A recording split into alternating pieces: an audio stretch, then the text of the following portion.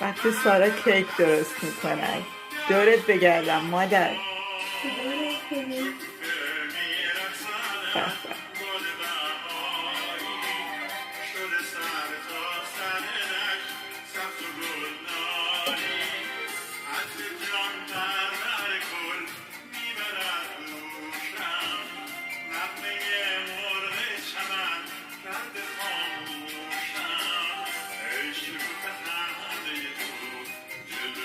بعد یه چه کیکا خوشمزه میشه. خب اینا بالا سرش میرقصن دیر میدن بیچاره این خوشمزه نشه خودش خجالت میکشه.